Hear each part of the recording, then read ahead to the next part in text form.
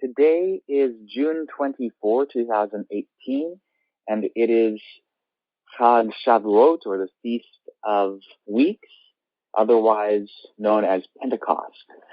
So before getting into our topic, we will ask our Heavenly Family to guide us. Heavenly Family, thank you for leading us upon this path from the kingdom of darkness into the kingdom of light.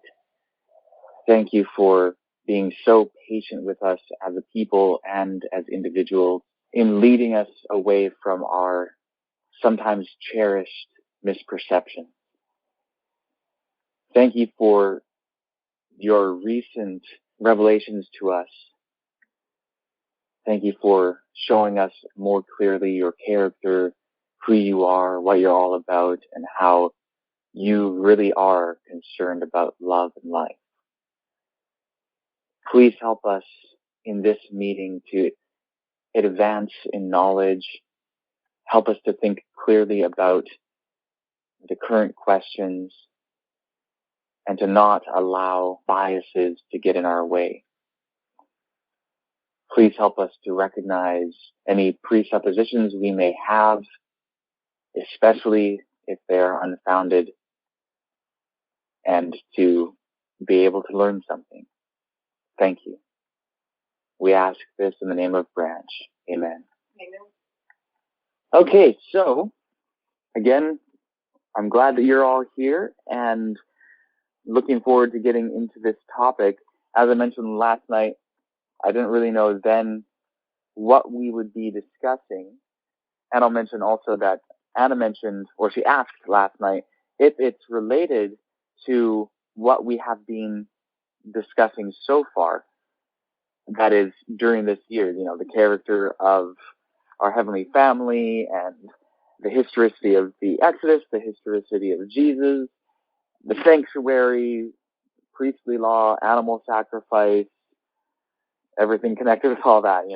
These are very broad and just big subjects. And in a way, it actually does relate. Now that I know what the topic is, it is certainly kind of a different sub-vein of things, but it relates in some ways. And basically, what I'd like to discuss with you guys is the origins of Shavuot in particular, and of the Israelite feast system and calendar as a whole.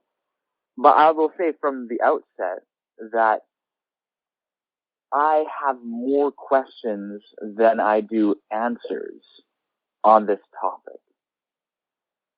And so what I'd like to do is kind of go through some of the relevant texts, and really maybe the best way to describe it is surveying some of the data and trying to ask the right questions, figure out what the right questions are, and kind of get a view of some leads and some of the implications of some of the things that we can know. And maybe an element that I'll mention right at the beginning is actually going back to a comment or question. I don't remember for sure whether it was a comment or question, but it's something that Mary brought up on one of the calls that we've had in the past couple months. And it had to do with the idea that, or at least the wonderment regarding whether it's possible that some of the feasts of Israel were originally not having to do with animal sacrifice, in particular the harvest feast, because it seems like, well, if the purpose is harvesting grain and doing this whole agricultural thing isn't inherently connected with animal sacrifice. So could it be that there is a harvest element to feast, whether it's actually originally without animal sacrifice or not? Could it be that God, ordained these festivals really not wanting animal sacrifice to be a part of it, but there being this other aspect of gathering our grain and our fruits and all of that. So that's definitely one aspect that we want to explore, and we can say that that's a hypothesis, or we could say that one could have several hypotheses that relate to the idea of harvest feasts either without animal sacrifice or ideally without animal sacrifice. The distinction being that if we talk about harvest feasts without animal sacrifice, it gives the impression that they were actually kept without the sacrifice of animals. When we talk about feasts ideally without sacrifice, that might imply that perhaps they were always kept with animal sacrifice, they were always observed with animal sacrifice, though that was never the ideal. So maybe our Heavenly Family never wanted animal sacrifice associated with these festivals, even if they were associated with them from the beginning in terms of the actual practice of the people. In any case, I mentioned that to show how there could be multiple hypotheses that relate to harvest festivals truly being harvest festivals without a positively connected practice of animal sacrifice. So, with that said, I want to kind of make some broad remarks related to the Festival of Shavuot and some of the data that we have concerning it, and then we can look more specifically at the individual bits of data. So, within the Hebrew Bible, which is a technical term referring to the scripture canon of rabbinic Judaism, and in terms of the actual books included, it is the same as the Protestant Old Testament, more specifically the modern Protestant Old Testament. And within this collection of writings, the only unambiguous references to this festival that we can call Shavuot or the Feast of Weeks are contained within the Pentateuch. That's where we find the only unambiguous references. There are a couple other references that are most likely referring to this same feast, but it's a little bit more ambiguous. That said, when it comes to the writings within the Hebrew Bible, we're predominantly dealing with the Pentateuch. Aside from that, there are other writings, ancient Hebrew writings, that do refer to this feast. There is the Temple Scroll, the Book of Jubilees, the Book of Tobit, and 2nd Maccabees. We may not even really get into Tobit and 2nd Maccabees, or possibly even Jubilees in much detail, because those are all later. The Temple Scroll, we'll see whether we get into that much or not. And the Temple Scroll, it's definitely an important scroll, although we haven't established anything regarding it. Its history, its origin, its relationship to the Pentateuch, those are things yet to be determined. In any case, these are various texts that we have which do reference this festival.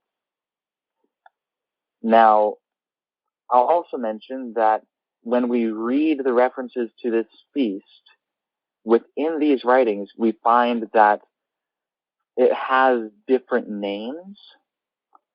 And as we go through some of these references, we will note the different names associated with this festival.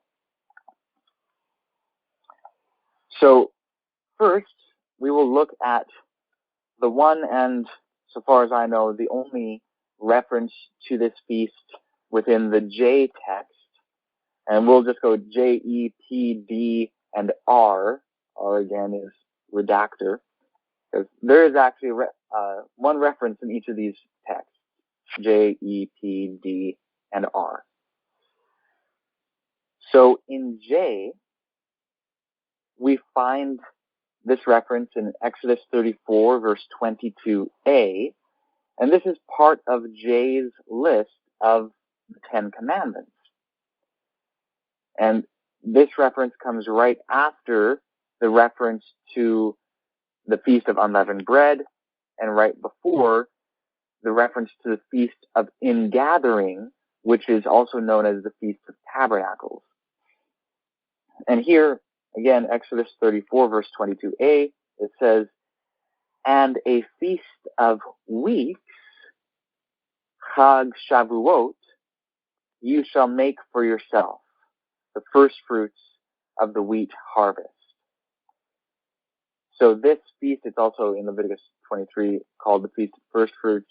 Here it's called the Feast of Weeks, or Shavuot, and this, Shavuot has become its most popular name among Jews. Jews pretty much all the time call it Shavuot. Now, it doesn't say much about this. It just says that a festival of weeks you shall make for yourselves, the first fruits of the wheat harvest. It tells you it's a feast of first fruits connected to the wheat harvest, and it's a festival of Shavuot, which could be translated weeks, or it could be translated oaths. The book of Jubilees, as we have seen in previous years, takes it as a double entendre. It is referencing weeks and it is referencing oaths. And the book of Jubilees connects it with covenants. The, covenant with Noah, covenant with Abraham, covenant with Israel and Moses. It really draws a lot of connections to this particular feast. This reference in J only connects this feast with harvest. It's only connected with wheat. It doesn't make any explicit connection with animal sacrifice. It doesn't give sacrificial instruction in connection with it, which is quite interesting given that this is the earliest, or at least one of the two earliest references that we have to this feast within Israelite writing. Furthermore, it does not assign to it a specific date, nor does it assign to it a specific location where this feast is to be kept or where this grain is to be offered. So those are some things to take note of. A lot of what we might think of connected to the Feast of Pentecost, Shavuot, is simply not mentioned. And again, this seems to be the only reference within the J text. However, I will also say that there is a reference to this day of wheat festival or wheat harvest in 1 Samuel, and Richard Elliott Friedman, in a book called The Hidden Book in the Bible, argues that what we call the J source was originally a longer work that extended beyond the Pentateuch and goes through Joshua, Judges, 1 and 2 Samuel, and at least into 1 Kings, and that some of these texts within 1 Samuel and the other books I just mentioned are actually part of the same work, or at least a volume 2 by the same author of the text that we call J. If that is the case, it is possible that the reference in 1 Samuel actually belongs to the same work as the text that we just read in Exodus 34:22a. That is this J text. And in that instance, it's simply referred to as the day of wheat harvest, and the significant event that takes place on that day is the coronation of Israel's first king, that is King Saul. So that would mean that in potentially our earliest source on this feast, it's connected with simply harvesting and the coronation of the king. Our next reference is from the E source, and this is actually the earliest reference to this feast within the combined Pentateuch. Like if you just start from Genesis 1 verse 1 and read through the Pentateuch as we now have it, this is the first reference that you will come across. It is in Exodus 23 verse 16a, and it says, "And you will keep the feast of harvest with the first fruits of your work, what you sow in the field." Feast of harvest. So this is not actually using the same name as what we find in the J text. It's a different name that is associated. It's Chag Katsir, or Chag HaKatsir. It's the Feast of Harvest. Okay, it's the Feast of Harvest. That is even more explicitly connecting this feast to agriculture. Not specifically with animal sacrifice or with rituals other than just the offering of grain. And it doesn't even really identify how this offering is to be performed. So many of the things that are absent in the J version of this command are also absent in the E version. Again, this is very, very early material. These are our two earliest sources regarding this feast within Hebrew writings that we are currently aware of. And here it doesn't even specifically connect it with wheat, although it is a first fruits harvest, and it's specifically agricultural. No specific commands for animal sacrifice, no specific commands for where it is to be performed or celebrated, no specific commands for when it is to be celebrated. It's just this Feast of Harvest. And within the context of Exodus 23, it comes sandwiched between a reference to the Feast of Unleavened Bread and the Feast of Ingathering, otherwise known as the Feast of Tabernacles. So in these two earliest references, it is the second feast of 3 harvest festivals of Israel. And it doesn't give us a whole lot more information than that. So that leaves one wondering, is it the case that really these feasts were more originally just harvest festivals and were not connected with more elaborate ceremonies? And the reason why they are described in such simple terms is that they were very simple feasts. Alternatively, one could propose that these instructions are being given to all Israel rather than to the priests, and everyone knew that the priests were doing more rituals, but most people in most places weren't necessarily involved with that, so there's no need to give all the added detail. That's a possibility.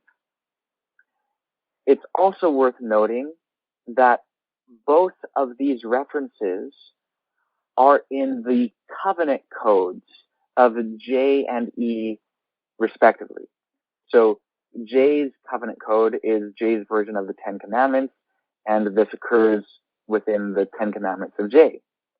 E's covenant code is the covenant code of Exodus 21 to 23, which parallels J's covenant code, of course, and it also contains this commandment.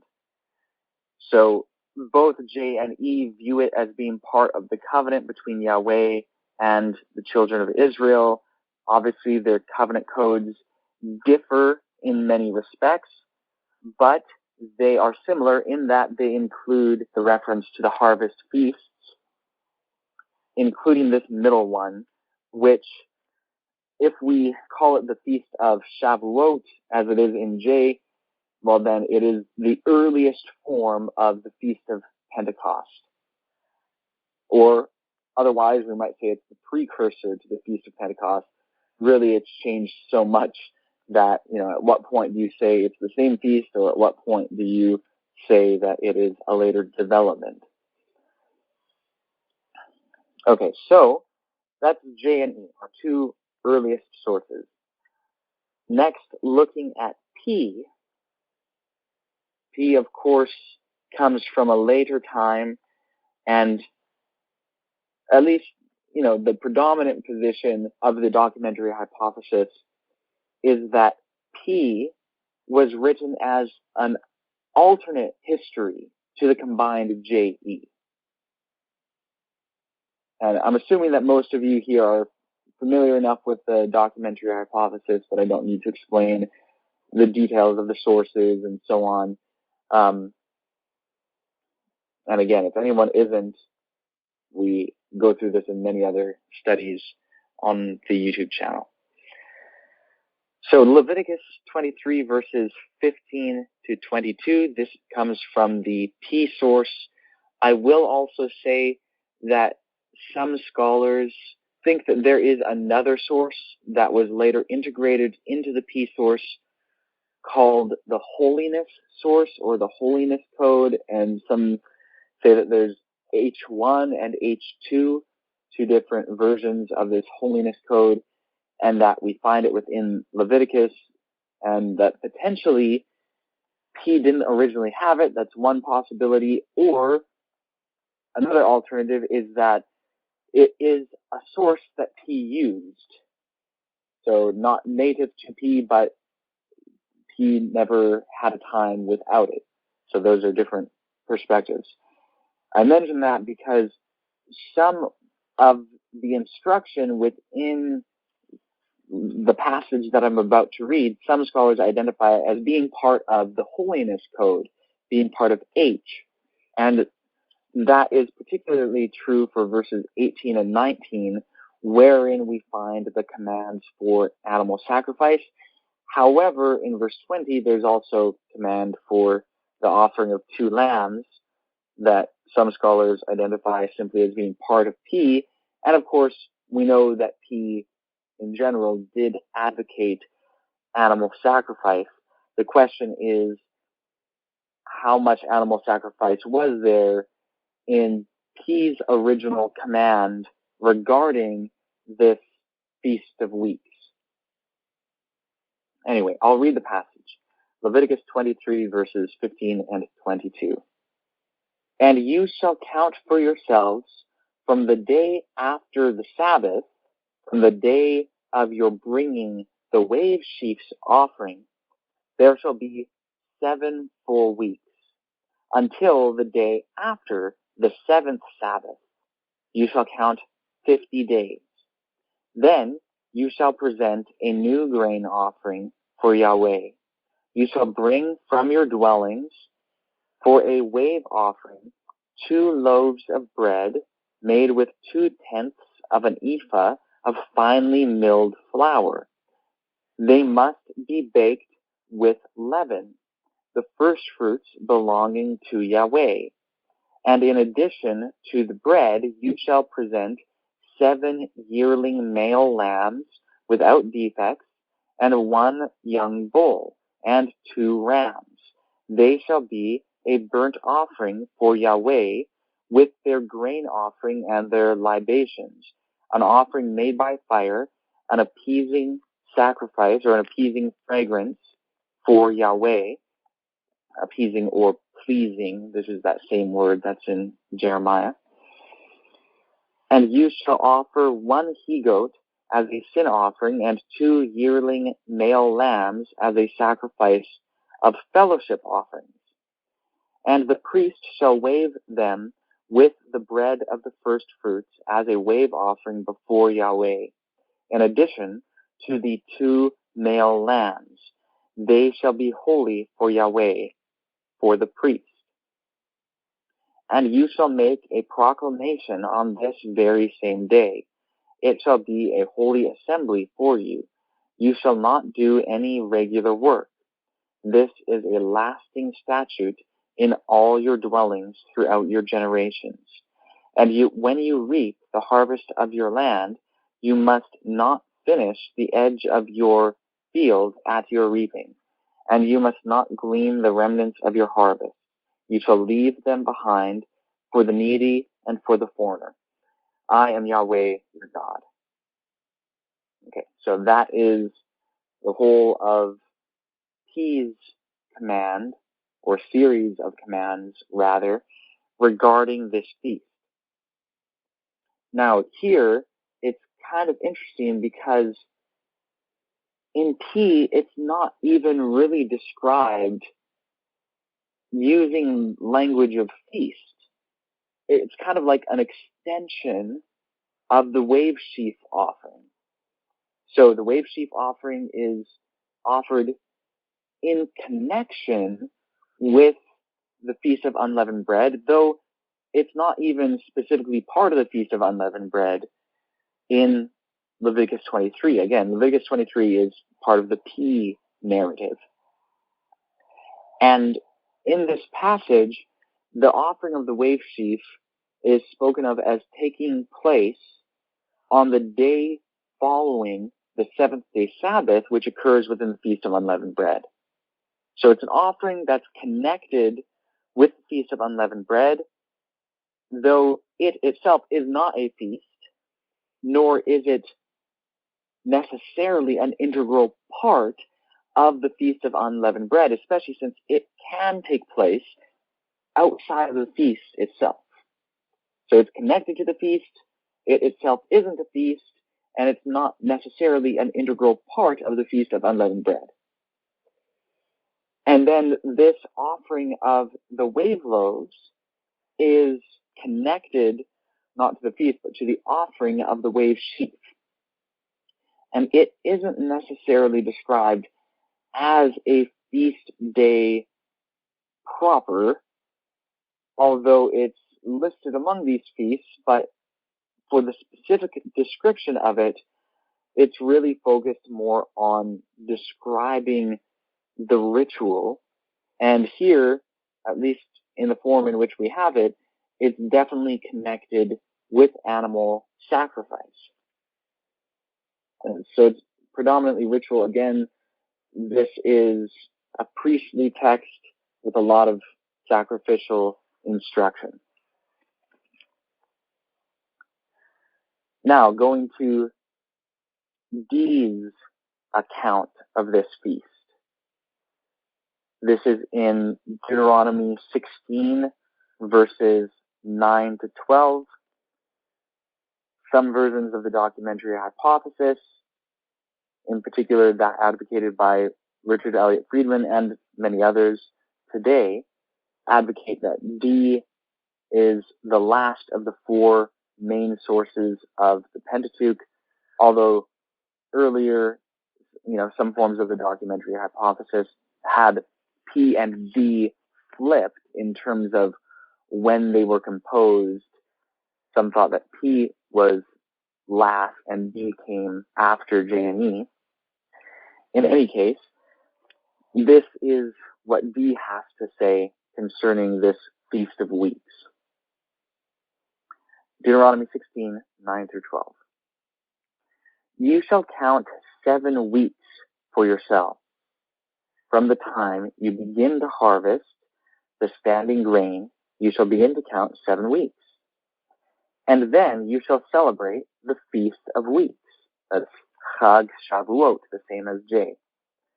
For Yahweh your God, with the measure of your freewill offering of your hand, that you shall give, just as Yahweh your God has blessed you. And you shall rejoice before Yahweh your God, you and your son and your daughter and your slave woman, and the Levite that is in your towns, and the foreigner and the orphan and the widow who are in your midst, in the place that Yahweh your God will choose to let his name dwell there. And you shall remember that you were a slave in Egypt, and so you shall diligently observe these rules. So here, it is referred to as the Feast of Weeks, or Chag Shavuot, which could be taken as Feast of Oaths, again, the same as J, and it's connected to the harvest of standing grain.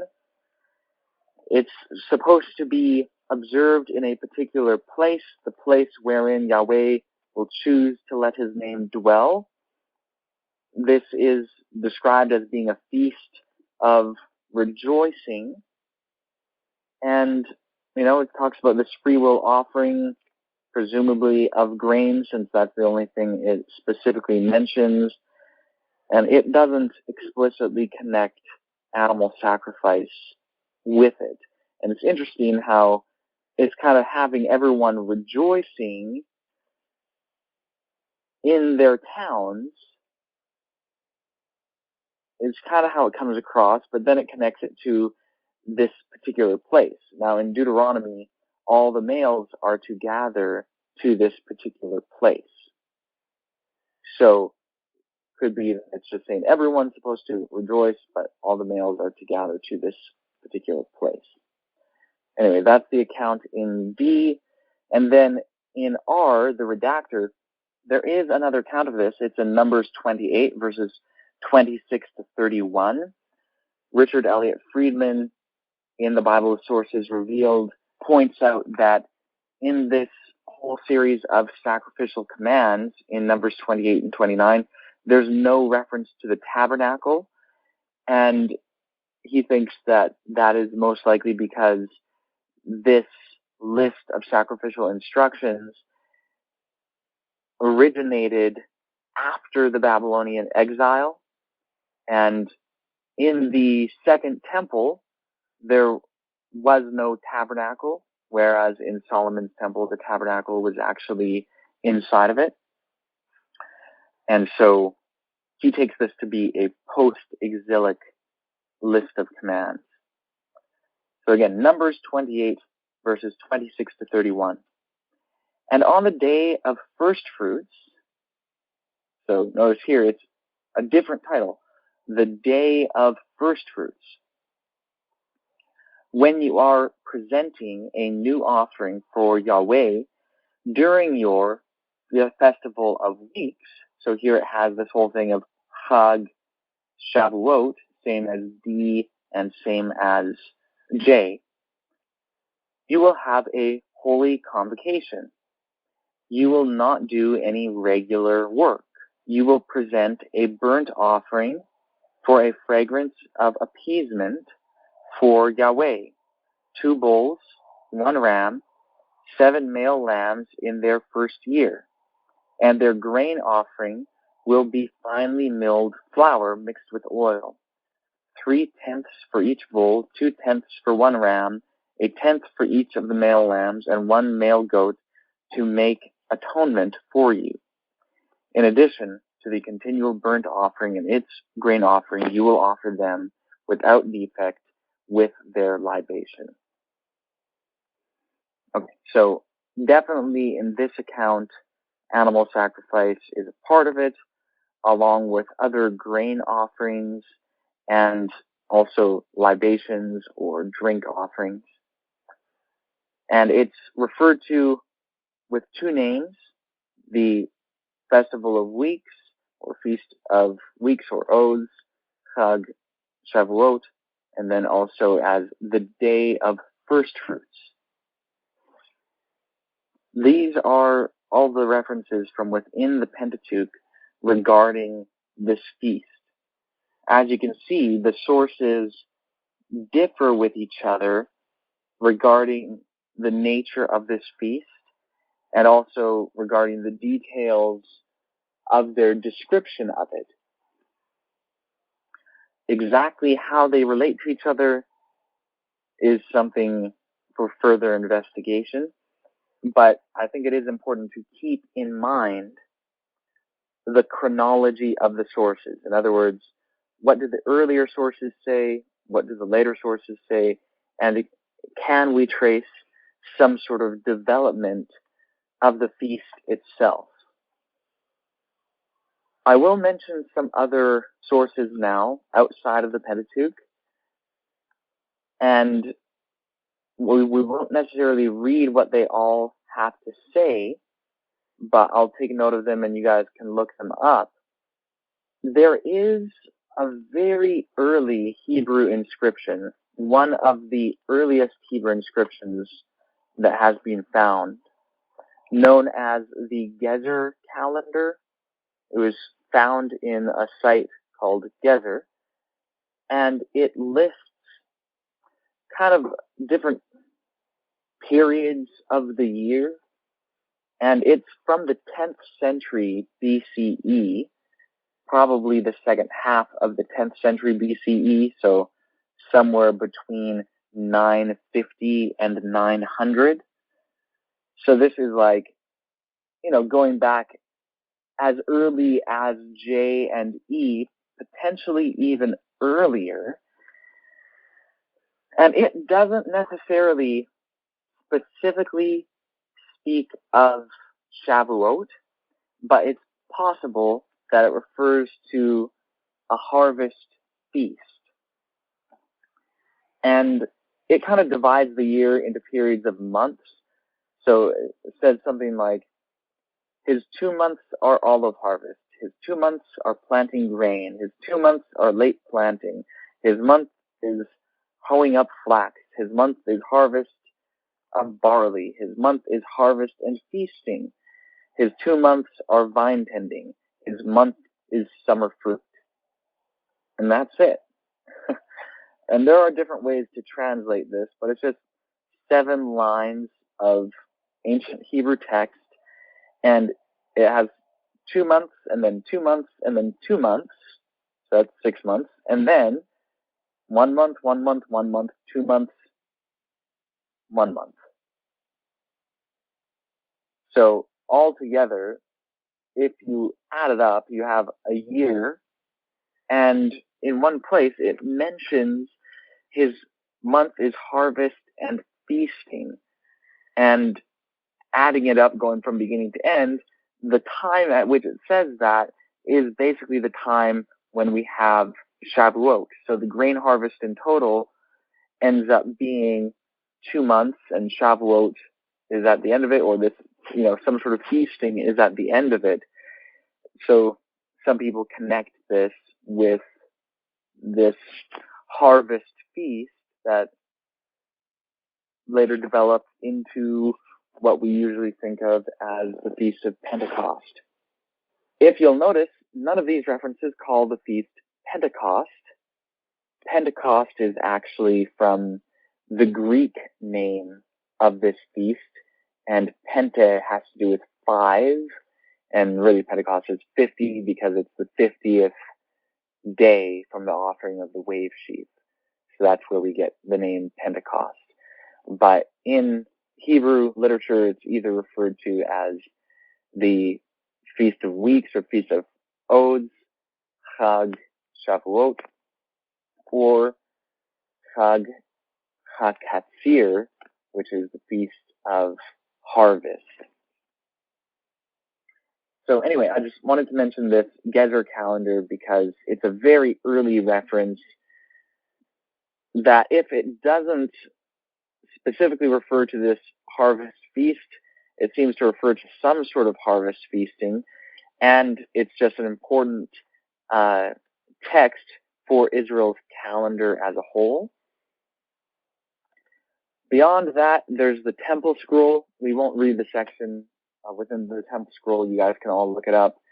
But as we have spoken of in the past, the Temple Scroll does actually refer to the wave sheaf offering, and then it also refers to the Festival of Shavuot or Pentecost, whatever term we want to use for it, 50 days later. And it also refers to other harvest festivals. So it has a Feast of New Wine, a Feast of New Oil, and then it also has a Feast of Wood Offerings just before the 7th month. So the Temple Scroll definitely refers to Shavuot, and it definitely has it as a harvest festival.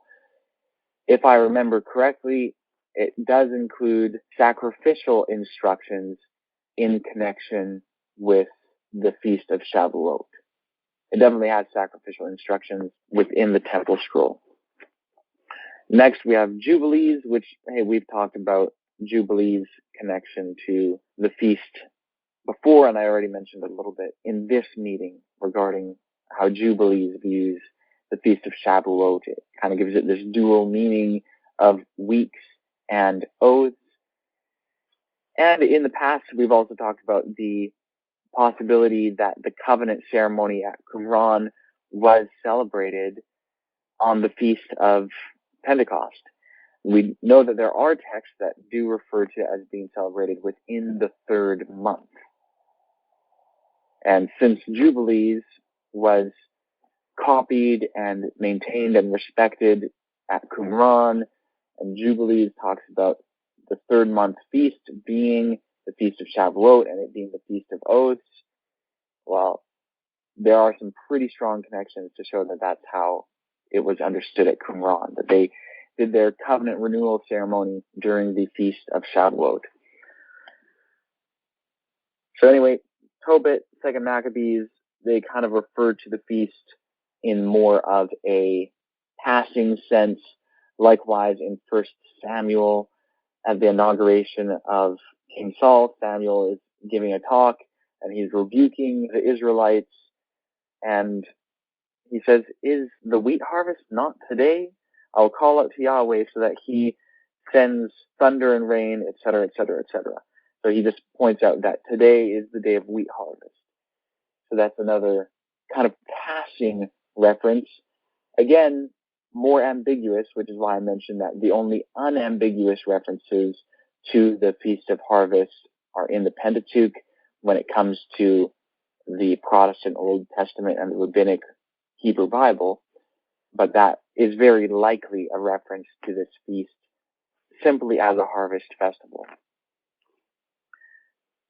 So all that said, again, there's a lot to learn about this. We have to trace it, but that's kind of it as far as specific references or even non-specific references within Hebrew literature that I am aware of. And beyond this, it kind of goes to broader questions concerning the origins of this feast before Israel. And for that, I just want to read a couple statements from a couple scholars regarding not even just specifically this feast, but Israel's calendar as a whole, but also specifically this feast. And I'll start with one that is more specifically related to this feast. This is a quote from William Propp in his commentary published by, well, it's part of the Yale Anchor series, and it is his commentary on Exodus. It's in the second volume. This is Exodus 19 to 40, a new translation with introduction and commentary, volume 2, page 283. And it's commenting on Exodus 23, verse 16, which is E's reference to this feast. This is what Propp says. He says, the unique term Chag HaTatzir denotes a festival probably observed also by Canaanites.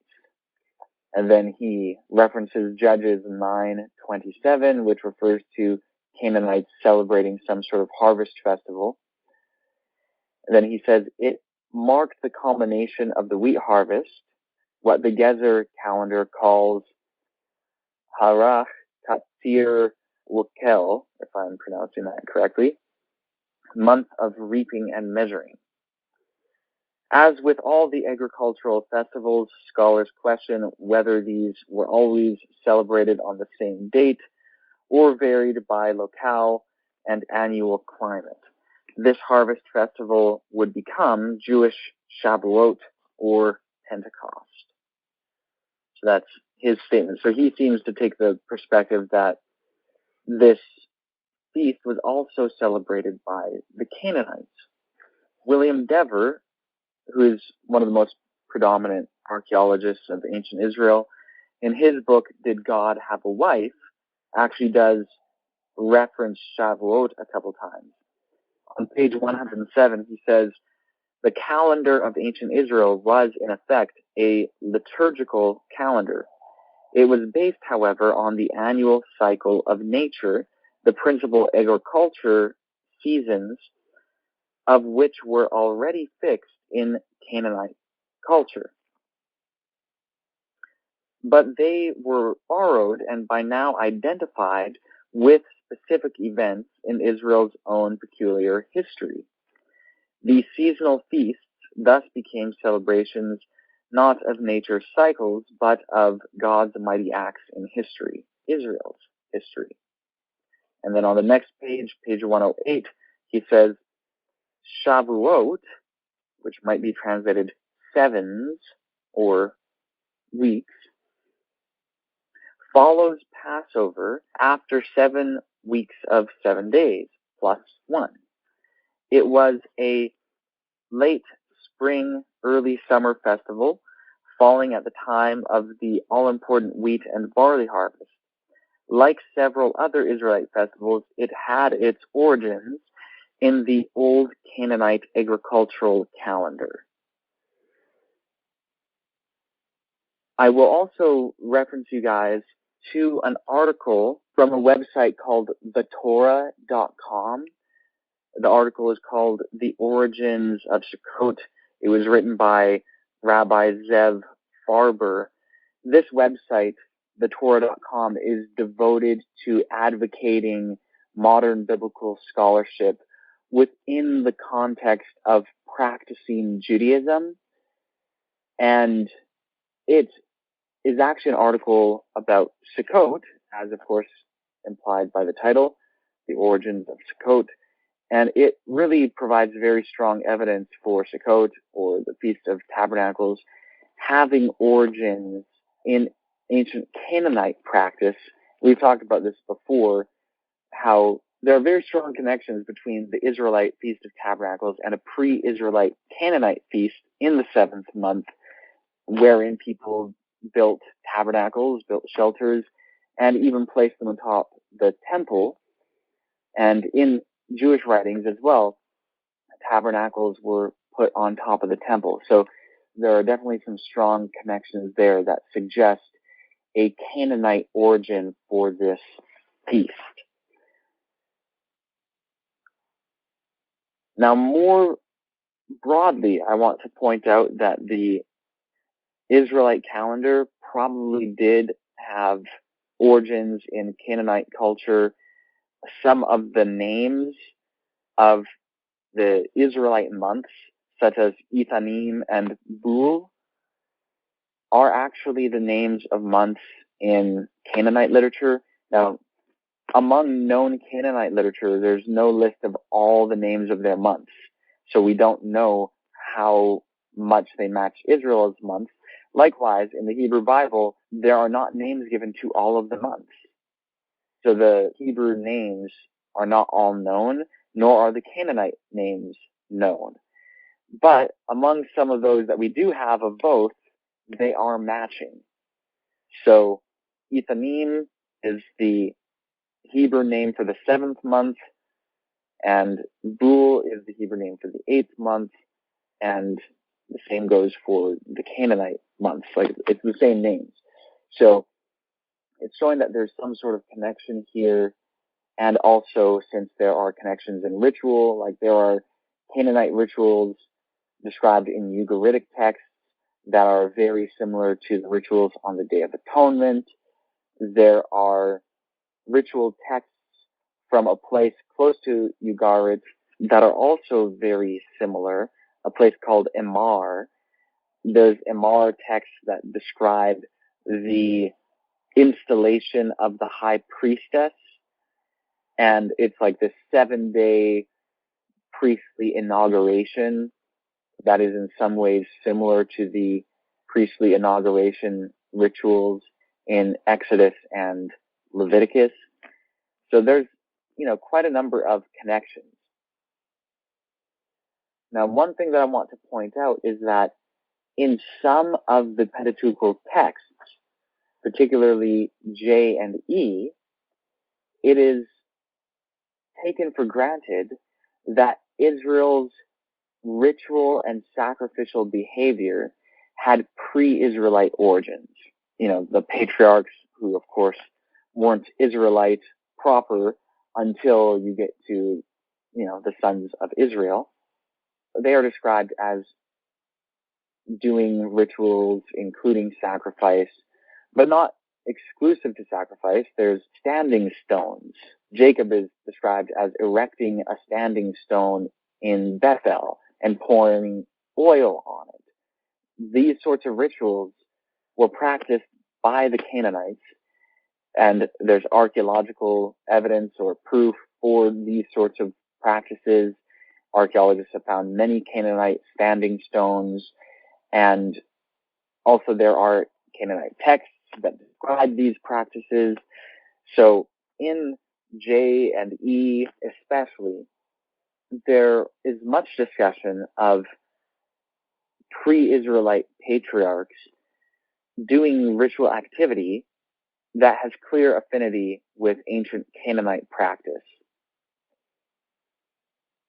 Interestingly, P, the priestly source, which has the most focus on ritual, has no ritual whatsoever, no sacrifice whatsoever, until the building of the tabernacle under the instruction of Moses, and of course the institution of the priesthood through Aaron.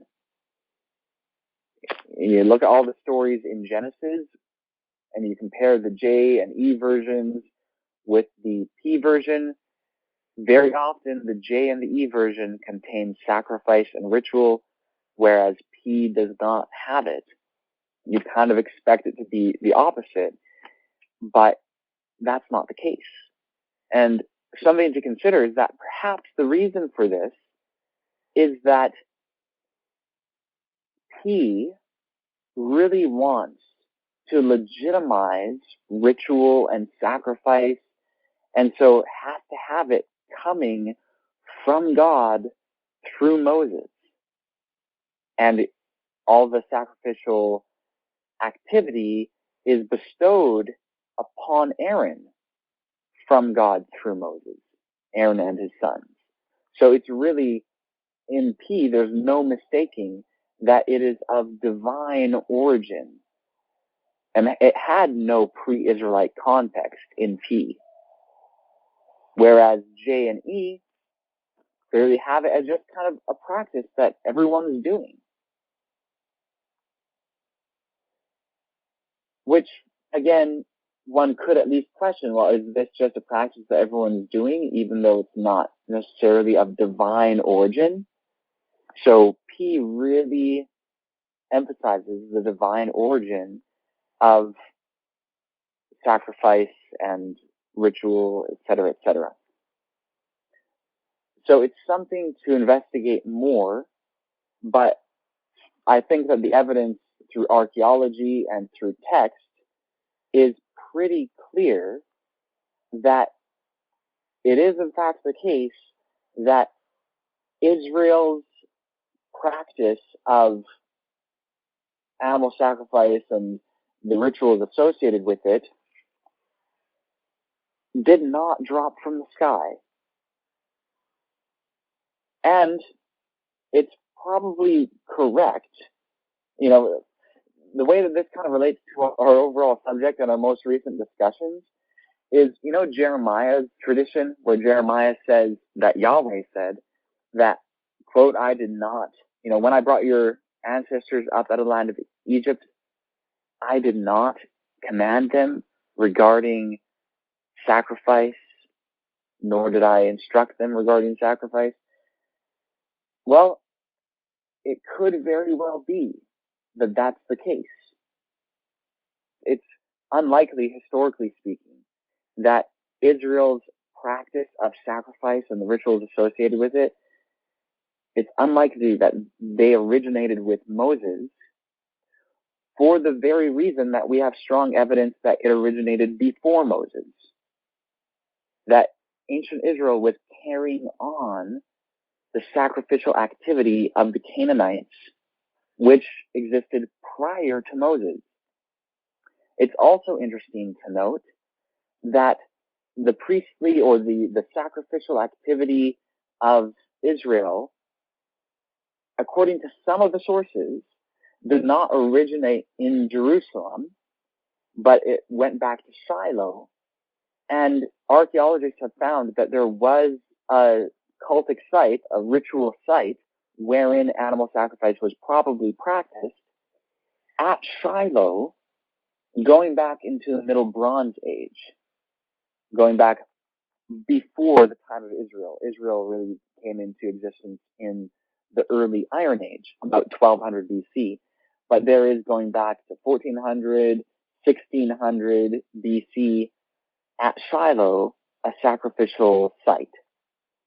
Well, what's the relationship between Israel's sacrificial site at Shiloh and the pre-Israelite Canaanite site at Shiloh? Is there a connection? Was one just the continuation of the other? I don't know, but those are questions to ask since they're both at that same site. So it seems to be, all this put together, it seems to be that the origins of Israel's sacrificial practice and some of Israel's feasts seem to be Canaanite in origin and may have really been independent of Moses. And if Richard Elliott Friedman is correct, and the Exodus was really of a small group of people, and the Israelites were in the land all along, that makes sense. Perhaps it's possible that Moses and whoever experienced the Exodus with him brought with them a variation of sacrificial instruction or something like that. That's a possibility. But it seems like Israel in the land was doing sacrificial acts prior to any arrival of an Exodus company, if in fact that's how it happened. With this said, it does lend some legitimacy to the tradition in Jeremiah that really the sacrificing of animals that was performed by Israel didn't originate with Moses and didn't come into the land by means of the Exodus. No, it seems to have been something that was already in practice before the Exodus, whatever it may have been. And perhaps, yes, perhaps our Heavenly Family did kind of concede that Israel was going to continue this and they didn't try to uproot it all at once and that sort of thing. But maybe they were even doing that before the Exodus. But the important thing is that it may not have been the case that Moses gave sacrificial instruction. It may not have been that the practice of Israel really was influenced by the instruction of a prophet at all when it comes to the sacrifice of animals. But again, I'm not trying to give a conclusion on this. I'm not saying that that there was no sacrificial instruction from our Heavenly Family at all, again, for the purpose of kind of minimizing it. That's still an option on the table. But I'm just saying that the origin of animal sacrifice in Israel certainly seems not to have originated with Moses. So that tradition in Jeremiah seems to be well supported by the evidence. Can I make a comment? Sure. So as I'm listening to you, a thought keeps coming to my mind, and I'll try to express it as concisely as possible. So I'm, hearing you talking about all these different possibilities and how you're saying, you're not trying to state a conclusion. You're, offering consideration, or things for consideration and all of that. And my mind immediately went to, a couple of things. One, I pictured someone listening and maybe having the thought go through their mind of, well, if you're a prophet, shouldn't you know, right?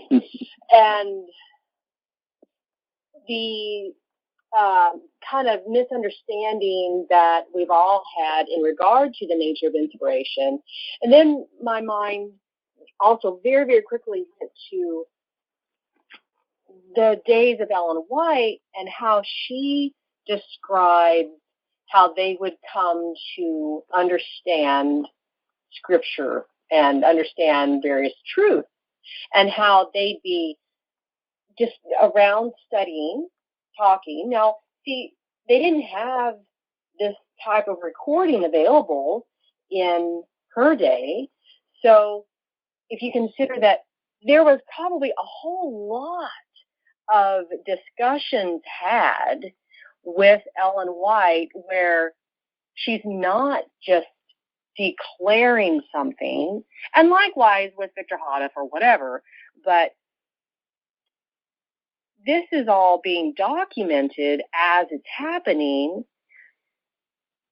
There wasn't all that much documentation other than Ellen White writing about how they would study, and if they couldn't come to understand a certain point of truth, then she would be given a vision. For years, she says that she was the one with the least understanding for years. She really couldn't wrap her mind around the subjects that they were discussing. And so I just found that interesting how it could so easily be that somebody could at least have the thought or the question go through their mind and not correlate or realize the connection or the similarity to what surely happened in Ellen White's day by her own testimony, and how very interesting that is, or at least it is to me, because yes, the tendency in the world is to think, oh, well, a prophet's just supposed to basically know everything. And I realize that people here by now don't expect a prophet to just know everything, but we can still have that kind of knee-jerk reaction or that bias to kind of still think that way, even though we do recognize how inspiration works. I know for my own self, I can still have a tendency to have the thought cross my mind, and then as I continue to think it through, I, very quickly recognize, oh, this is how it must have always happened, Sure. And again, like we've talked about, we have two types of meetings. We have meetings where we are having like a new moon topic where I'm presenting something shown to me by our Heavenly Family. And then we have the meetings where we are discussing things that we need to find out, like things that we have to challenge our preconceptions and implement the principles of investigation. And to do so, that requires putting forth hypotheses and testing them. That said, this meeting isn't all could be this, could be that. There are things that I'm saying that, hey, here's like the survey of the data. Here are some of the implications we can get from this. And here are directions to go in. So I'll try and like concisely summarize some of what I've said. When we look at the origins of the Feast of Shavuot and also other festivals practiced by ancient Israel, we can see that the different sources regarding these festivals differ from each other to some extent. The earliest sources describe the Feast of Shavuot merely as a harvest festival. Furthermore, the earliest sources within the Pentateuch describe Israel's ritual and sacrificial practice as having pre-Israelite origins, in contrast to P's presentation of the sacrificial practice of Israel as having purely divine origins with no pre-Israelite antecedents. Out of those two options, the former is certainly the more supported by the evidence. All the evidence that we have does support the idea that the sacrificial practice of Israel has pre-Israelite origins that are at least largely Canaanite, potentially with some ancient Mesopotamian influences, potentially with some ancient Egyptian influences. That's all on the table. But the evidence does support the idea that Israel's sacrificial practice had pre-Israelite origins. Thus, we can say that the tradition contained in Jeremiah, which states that Yahweh did not give laws and instructions regarding sacrifice in connection with the Exodus experience, has some historical credibility to it. In other words, that which P piles on Moses regarding sacrificial instruction likely didn't come from Moses, since it has pre-Mosaic antecedents. We can see very similar practices described in non-Israelite texts before the time of Moses. So, like we talked about in other studies, that which is of pre-Mosaic origin could not have been, in an ultimate sense, of Mosaic origin. So this tells us that if we want to understand the real origins of, let's say, the Feast of Shavuot, we should probably look to pre-Israelite Canaanite practice. And again, this is not to say that it's not of divine origin. Just because something may not be of Mosaic origin doesn't mean it is not of divine origin. But it is interesting to note that the earlier references are more so focused on harvest rather than animal sacrifice. And then the later references, especially P and R, are heavily focused on animal sacrifice. So this kind of gives us some direction of where to look and kind of what might be some of our conclusions, though we're not stating conclusions yet, but we can state that all the evidence does support the idea that Israel's sacrificial practice is of pre-Israelite origin, and that ultimately then it does not derive from Moses, as would be implied from the P narrative. So P's presentation of the origin of Israel's sacrificial system ultimately cannot be correct. So anyway, I mean, there's probably a lot more to all of this. And like I said, I have more questions than I have answers. But hey, that's how we go about learning. So does anyone have any comments or questions? Gary and I were wondering which of the documentary hypothesis sources the story of Cain and Abel's sacrifice might have been part of. That's a great question. That is part of the J source. We were thinking it was possibly P, since it was related to priestly activity and the heavy reliance or leaning towards animal sacrifice. Right, I could see how that would be kind of the initial suspicion. But again, it's very interesting how throughout the P narrative, there is no sacrifice until the tabernacle is established. So P really removes any type of sacrifice prior to the institution of the Aaronic priesthood.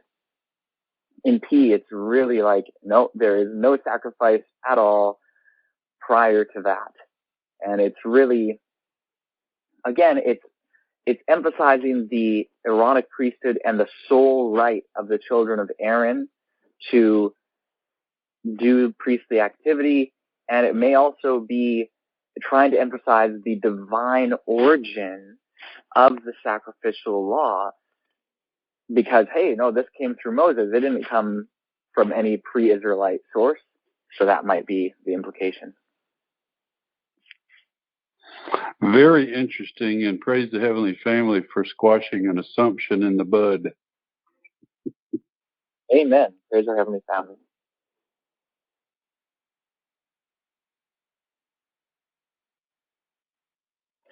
All right. Well, since no one else is voicing any other questions or comments, I'll just mention that if there's a desire for further discussion on this, again, it can be continued within the Branch Davidian SDA Facebook group, and we can also discuss this more in later conference calls.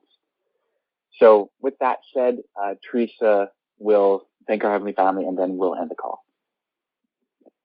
Heavenly Family, thank you for another wonderful meeting. Thank you for blessing us with guidance and for taking us along in progression of understanding, showing us more and more how much you love us and how you manifest that love. Please help us to advance at the pace that you want us to. We thank you in the name of Branch. Amen. Amen. All right. Love you all, and happy learning. Shalom. Thank you, Heavenly Family.